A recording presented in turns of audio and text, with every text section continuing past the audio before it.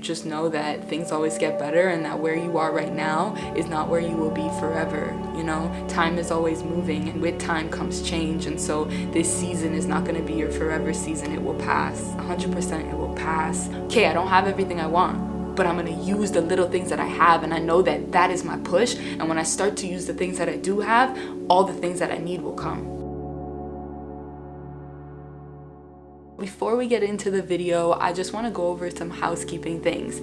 First thing on the list is I want to thank you for being here, because honestly, I would not be making videos if you guys weren't here and if there wasn't a small little community of us talking about the things that we care about. So thank you. All the praise goes to you. I'm so grateful for you being here.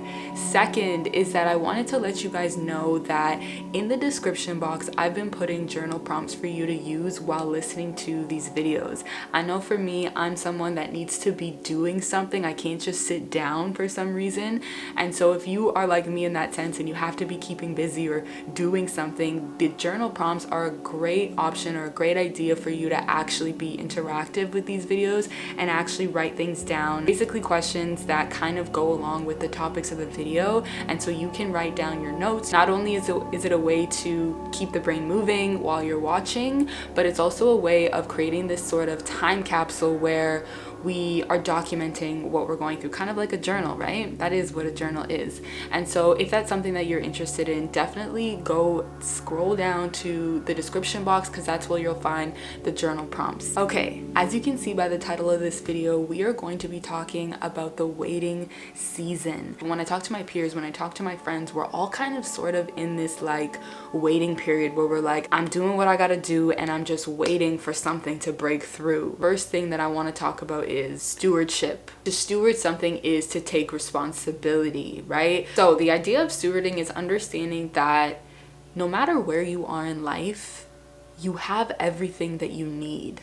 You know, it's something that we hear all the time. I have everything I need within myself. I have everything that I need. And I think we really have to deep this saying, because it is so true. You have everything that you need. Sometimes we are always looking outward, right? We're always looking at the thing. I don't have a camera. You know, I don't have the right iPhone. I don't have the space. I don't have the smarts. I don't have all the books that I need. I don't have all the materials, right? But instead of looking at all the things that we don't have, let's look around ourselves. Let's look around our surroundings and see what we do have. It might not be much. It might not be everything that we think we need, but we do have something around us. And so how can I use what I do have in order to start, right? Because a lot of moving forward and a lot of being in the waiting period is using what you have to get things started, right? To build up that momentum. Once you start, right? It's like pushing a ball, right? Or let's think of a big, heavy ball, right? In order to get that ball to roll, your end goal is to have that ball rolling, right? But in order to get that ball to roll, we've got to put in that big burst of energy in order to push it. But once that ball is moved from a stagnant place, it automatically starts rolling on its own. You know what I mean? Because it's spherical, and so it's gonna go and go and go. But it takes all that energy, that first push, it's gonna take a lot of energy. Push, and now the ball is rolling. And the same thing applies for our life, right? And so in order to push that ball, for it to start rolling on its own, right? We gotta use all that energy. I don't feel like, I don't feel like doing some arts and crafts instead of just sitting on my couch and watching Netflix. I don't feel like reading a book instead of just being a couch potato, I don't feel like it. But we have to understand that big burst of energy, I don't feel like it, but I'm gonna do it anyways. I don't feel like it, but I know that this activity or me doing it is pushing me in the direction of my goal. It's pushing me in the direction of that momentum I'm trying to get to, right? And so sometimes we have to separate our feelings from what we're doing. I don't feel like it, but I know that this is what I gotta do, right? And I guess that's sort of where the self-discipline comes in. That's a different topic of its own, but it applies, right? We've got to have that sort of self-discipline to say, I don't feel like it right now, but I know where I'm trying to go. And I know that in order for me to get there, I've got to build up this momentum. And in order for me to build up this momentum, I'm going to have to do things that are uncomfortable. And I know that when I do it, that ball will start to roll. And eventually, it's not even going to be uncomfortable. Eventually, that thing is going to be rolling and rolling on its own. And so it's looking around ourselves and seeing what are the small things that I can use, right? We almost have to have that perspective shift of like, okay, I don't have this and I don't have that and I don't have this. Cool. But I don't have nothing. None of us have nothing, right? Even, it doesn't matter how poor you are, how, unfortunate you are, you still have something. And I know this sounds super cliche, but you got breath in your lungs. You know what I mean?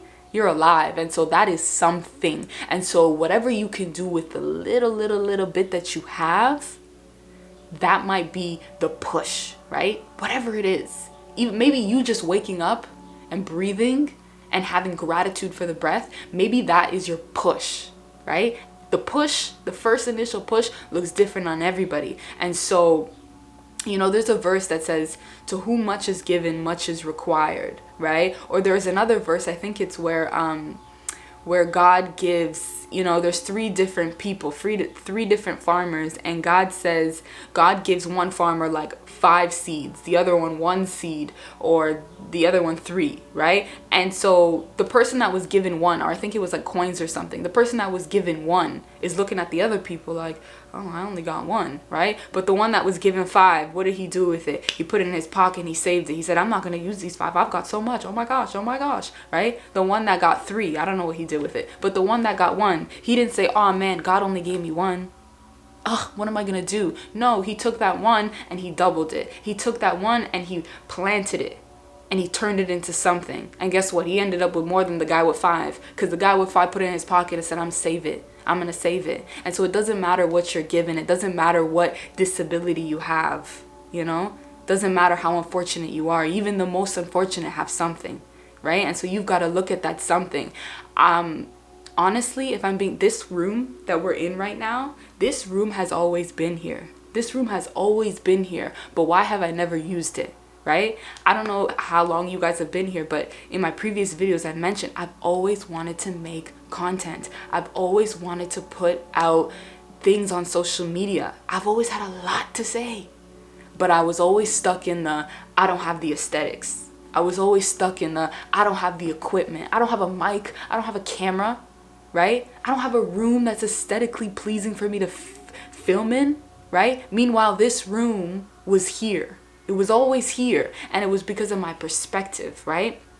I didn't have that vision, right? And so sometimes, right, we look at this room now and all that it's turned into, Last year I took the time to really say, you know what? Screw it. I'm done. I'm done making excuses. I'm done, saying I don't have this and I don't have that. I'm going to use everything I have. And so I looked at this room that was an empty room, no heater, no insulation, no nothing, right? Just an empty room that was used for storage. I said, I'm going to use what I have. It might not be perfect. It might not be the most aesthetic right now. So it's cute right now. Okay, but when it was empty and it was filled with cobwebs, it wasn't cute. Okay, but I said I'm done with the excuses. I'm gonna use what I have. It might not be the best studio room, but I'm gonna make it into something, right? And so sometimes we have to have that perspective of like, okay, I don't have everything I want, but I'm gonna use the little things that I have, and I know that that is my push. And when I start to use the things that I do have, all the things that I need will come. All the things that I need will follow, and that's exactly what happened. I started filming videos on my iPhone. I started posting videos on TikTok and Instagram on my iPhone, right? Then what? Then momentum started to build. I got a camera. I made a small 1-2 cash on TikTok. Bought a mic. Boom, boom, boom. Everything's moving. You know why? Because I'm using the little things that I have. I'm shifting my perspective. Right? And so let that be in your encouragement. Whatever it is that you have, you don't have nothing. And so shift your perspective to see the little things that you do have. Because even though they're little, they can be turned into something big. And sometimes we have to, put ourselves in high spirits so that we can start looking at the little as something grand. When we're always looking at, oh, it's so small, oh, it's so useless, we're never going to use it. And so it's shifting your perspective. This is little. This thing that I'm starting with is little. I don't have a camera. I don't have a mic. I don't have all the things that I need. It's so little that I have. but I know that what's within me. I know the God I serve. And so I know that he turns little things into big things. Let me start moving. Let me start doing what I got to do, right? So shifting that perspective, when you shift the perspective, how you feel shifts as well. Finding comfort in good things. During the waiting period, during the building and during the momentum building, right? We have to find joy in good things. We have to find joy in things that are pleasing to the Lord, because the things that are pleasing to the Lord are good for us.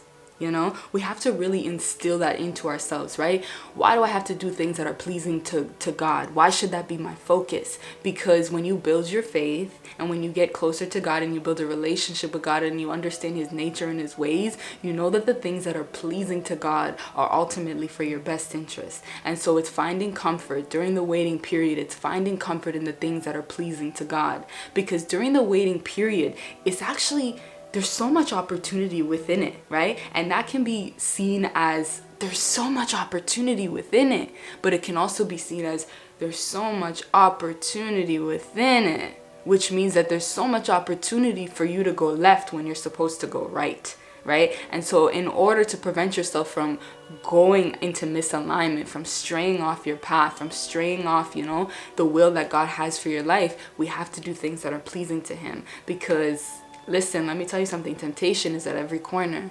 You know, it's very easy to get stumbled into things that are not good for us. And even without it being grand, right? Like just something that we can probably relate to is depression, anxiety, isolation.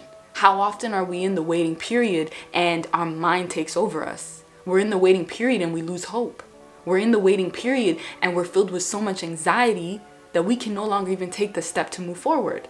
We're in so much anxiety and depression and we've lost all our hope to the point where we're isolating ourselves from our friends, right? And so you have to do things that are pleasing to God. Don't isolate yourself. That's the same thing as, you know, straying off the path and doing something that other people might look as bad. Maybe you start drinking and smoking and all these things. It's just as bad. To isolate yourself is just as bad to do these outward things that are bad. You know what I mean? Because ultimately the things that it produces in us are the same, right? You're in a season of waiting and you turn to alcohol and you turn to drugs to soothe your pain, versus you're in a season of waiting and you turn to isolation and despair and anxiety. Both produce the same thing. Both produce you being unable to move and unable to work through whatever it is or build your faith within the waiting period. And so sometimes we look at people and we judge their sins. I mean, it's a sin. I'm not putting quotations for sin. We judge their sins. Right? And this is why Jesus tells us the first person who has never sinned, cast the first stone. Everybody's still. If you have never sinned before, cast the first stone. Nobody can cast a stone. Because at the end of the day, I think we all have to like really understand this. At the end of the day, sin is sin. So it doesn't matter what type of sin you're doing, sin pulls you away from God. And so whatever that looks like, whether it's seen on the outward or internally, sin is sin. Self-isolation, removing yourself from society, you know? Because a lot of us do that. A lot of us are so anxious, we can't even be around other people. We have no community. What does that do to you? What does that do to your self-esteem? What does that do to your mind? You know what I mean? And so do things that are pleasing to the Lord. Build community. Talk to your people. Talk to your friends. Don't isolate yourself. It's going to do just as much harm as anything else would, right? And so during the waiting period, let's do things that are pleasing. And honestly, you've got to sit down with yourself. And this might be a great opportunity for those of you that are following along with the journal prompts. Write down 2 to 3 things that you can do that are pleasing to the Lord. And this is going to be specific to you, right? Because what you need to do has to be catered. Maybe for you being social and going to social events or taking out, you know, one day a week to just go outside with friends or go and make friends, right? Maybe that's a big thing for you versus someone else that's super extroverted. Hey, that's every Monday, Tuesday, Wednesday. You know what I mean? And so this part is very specific to you. You got to write down 3 things that you can do that are pleasing to the Lord. You know? And maybe for someone else that looks like not smoking, putting down the 3rd or 4th drink, stopping at 2, maxing yourself out. And so everybody's everybody's thing, for lack of better words, everyone's thing is gonna look different. And I think honestly, when we get to a space of non-judgment, we can really understand and really build community, because it's like, doesn't matter what you're doing, if it's pulling you away from God, it's pulling you away from God. So there is no one thing is super bad, one thing is not. If it's pulling you away from God, it's not good. Doesn't matter how it looks, doesn't matter how it presents itself. You know what I mean? So write that down, jot it down, see what you can do. Some examples for me have been involving myself in community, you know? I don't want to be an anxious person. I don't want to have social anxiety and unable to speak to people. I don't want to be, you know, just a loner. I don't want to be by myself, you know. I see value of having people in my life. And so what do? You know, for the past season, for the winter season, you know, I'm from Toronto, and in Toronto, summertime is lit. You know, there's always something to do in the summertime, but in the wintertime, it's a little bit more, you know, quiet. Nobody's really outside. It's freezing cold. And so this past winter, I made a point on Fridays, I'm going to hit up whoever's available, like, yo, let's get dinner. Yo, you down to do this? Yo, let's go to pottery. Let's go paint. Yo, do you want to come over? Let's do like, interact with your community. Do things that are pleasing for the Lord. Do things while you're in the waiting period, while you have the time and while you have the freedom. Take advantage of it and use it, right? And it will pour into you. It definitely will pour into you. And it's that same analogy of like that first push, right? Sometimes it's going to be really hard to get that first push, but once you do, you kind of build a rhythm and you kind of build momentum. And so the same thing applies when doing things that are pleasing to the Lord, that are pleasing to God. It's going to take a lot of effort, and it's going to take a lot of energy to push that first, to get that ball rolling, right? But the thing that should be on your mind is where you're going. The thing that should be on your mind is, you know, I don't like where I am right now, and in order to get somewhere else, I gotta do something else. You know, it's like practical things that you gotta remind yourself. And so write down 3 things that you would like to see in your life 6 months from now. Examples: 6 months from now, I will have a social circle. 6 months from now, I will not be consumed by my anxiety or depression. Write the things down that you want to see in your life, okay? That's the first step. The second step, underneath that, you're gonna make a point form, okay? How can you practically do that? What are some things that you think that you can practically do? Every Friday, I'm gonna hit my people up, see what's going on. Or every Friday, I'm gonna go to the art gallery and just go outside, just so that I could get outside of the house, or go on a walk in a crowded park, just so I could be around some energy. You know what I mean? Write down the practical things of how you will get to that point. The first step is being aware, acknowledging it, and then comes action, right? So write it down. So this journal exercise, I think, is honestly going to be very useful for us, because we can go back to, you know, where we started. We can, 6 months from now, we can look and see, okay, where am I? Check, tick, check, you know? Or maybe sometimes it won't be check. Okay, how can I pour more energy into this? What can I do that's better? This didn't really work out. What can I do now? But anyways, I hope you guys found this video useful. That is all I have to say for right now on this topic. But before we leave, I just want to say, if you are in a season of waiting, you know, don't lose hope, don't lose faith. Know that even in your season of waiting, God is with you. And even when you feel like you're alone and like no one else understands, God is there, and he's waiting for you to call on him, because he has the answers, and he has the idea of what he wants to do with your life. Your will has already been written in a sort of way, you know? And so it's calling on him to guide you through that. I know for me, that's something that's super beneficial, is like prayer and actually talking to God. And so if that's something that you can relate to, definitely don't be afraid to pray and call on God.